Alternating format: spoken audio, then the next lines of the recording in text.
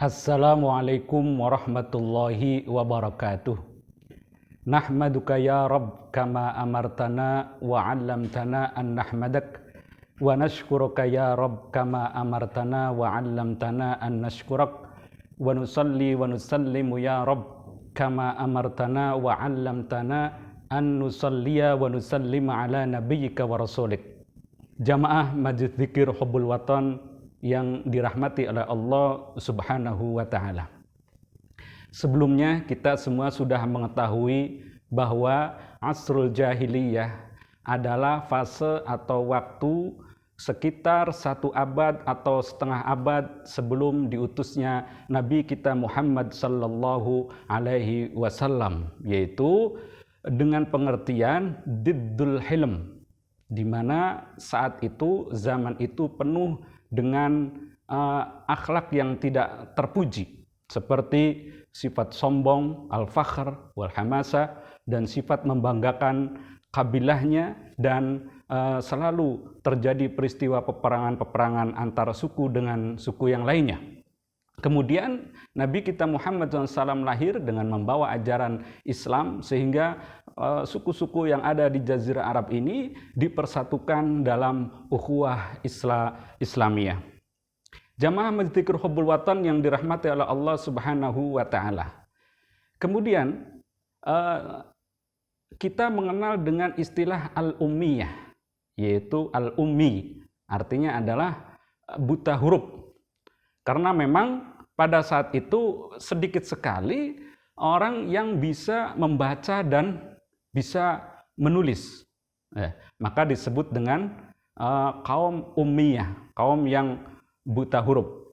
Biasanya buta huruf itu atau tidak bisa membaca dan menulis adalah merupakan ciri khas dari kehidupan badawah. Kehidupan badawah adalah kehidupan badui atau lawan dari kehidupan hadarah. Seperti yang disebutkan oleh Ibnu Khaldun dalam kitab Muqaddimah, annal kitabata wal ilma yakthurani idza yakthurul umran. Bahwa menulis atau membaca itu bisa berkembang ketika di suatu tempat tersebut terjadi sebuah peradaban atau kemajuan sebuah bangsa, maka muncul banyak ilmu dan pengetahuan. Nah, saat itu kenapa disebut ummiyah, buta huruf? Karena memang kehidupan di Jazirah Al-Arabiyah disebut dengan kehidupan badawah, yaitu kehidupan yang badui. Seperti yang disebutkan oleh kitab Futuhul Buldan, yaitu karya Al-Baladhuri. Beliau menyebutkan anna ahlul Hijaz ta'allamul kitabata minal hirah wa haula'i ta'allamu minal himyariyin. Bahwa orang-orang Hijaz atau penduduk Hijaz, Hijaz itu adalah sebuah wilayah yang berada di sebelah utara dari Jaziratul Arabiyah. Kalau sebelah selatan disebut dengan Yaman. Nah, penduduk Hijaz, mereka belajar menulis, belajar membaca itu dari orang-orang Hirah, dari pemerintahan Hirah. Dan orang-orang Hirah belajar dari orang-orang Himyariyin. Ini masa sebelum zaman Nabi kita Muhammad sallallahu alaihi wasallam yang menguasai wilayah Jaziratul Arabiyah. Al-Baladhuri menyebutkan bahwa saat itu di Hijaz orang yang bisa menulis dan bisa membaca itu bisa dihitung. Sekitar ada 17 orang. Disebutkan dalam kitab Futuhul Buldan. Mereka seperti siapa namanya? Muawiyah bin Abi Sufyan, kemudian Utsman bin Affan, kemudian siapa namanya? Umar bin Khattab, dan tokoh-tokoh yang lainnya. Bisa dihitung sekitar 17 orang.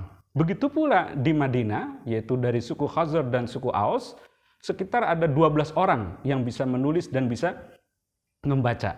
Oleh karena itu, ketika Nabi Muhammad SAW menerima wahyu dari Allah Subhanahu wa Ta'ala, orang-orang yang pandai menulis ini dipakai oleh Rasulullah SAW untuk menulis wahyu, menulis Al-Quran, seperti Muawiyah bin Abi Sufyan atau Zaid bin Thabit atau Ubay bin Ka'ab. Mereka ini adalah orang-orang yang bisa menulis. Jadi saat itu memang sangat terbatas sekali orang yang bisa membaca dan menulis. Oleh karena itu, ketika kita melihat peristiwa pada Perang Badar, di mana banyak orang-orang kafir Quraisy yang menjadi tawanan dari Perang Badar, maka Nabi memberikan solusi kepada mereka. Kalau ingin bebas, maka harus mengganti atau harus mengajarkan anak-anak kecil dari penduduk Madinah. Diajarkan membaca dan menulis. Jadi satu orang mungkin bisa mendidik 10 anak kecil dari orang-orang Madinah sehingga mereka akan bisa lepas dari tawanan. Nah, di samping itu pula, ketika Al-Quran diajarkan kepada masyarakat muslim saat itu, maka masyarakat muslim dituntut untuk bisa membaca, dituntut untuk bisa menulis. Dari situlah nanti akan muncul semangat untuk membaca dan menulis dan mencari ilmu-ilmu pengetahuan.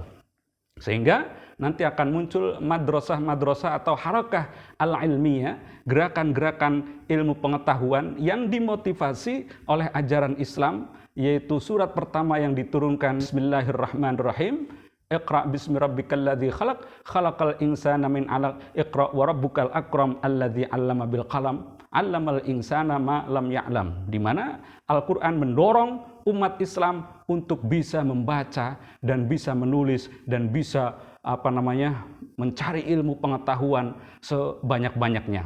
Dari situlah nanti kita akan masuk atau membicarakan fase di mana gerakan-gerakan ilmu pengetahuan pada awal-awal peradaban Islam yang dibimbing langsung oleh wahyu, dimotivasi, diarahkan oleh Nabi kita Muhammad sallallahu alaihi wasallam. Di antara madrasah Rasulullah sallallahu alaihi wasallam, alumni madrasahnya yang lahir dari didikan Rasulullah SAW, seperti sahabat atau putra-putra sahabat kita kenal.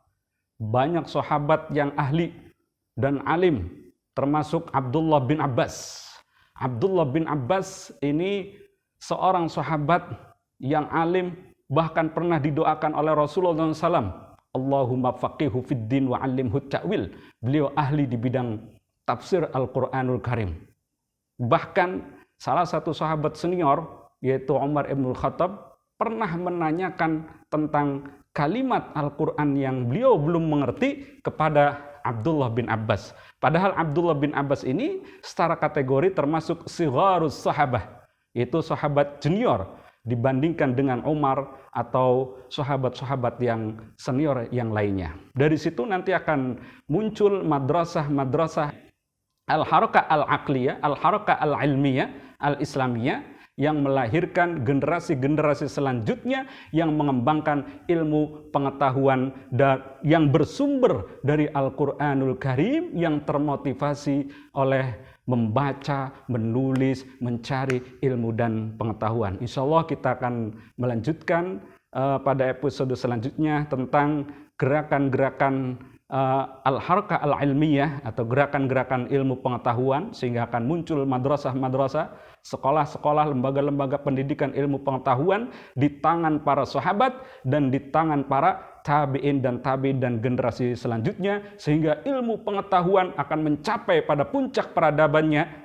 pada masa Islam saat itu, dan ditemukan ilmu-ilmu yang lain seperti tafsir, hadis, tarikh, dan ilmu lughah, ilmu nahwu, dan balaghah, dan ilmu-ilmu yang lainnya. Terima kasih atas perhatiannya.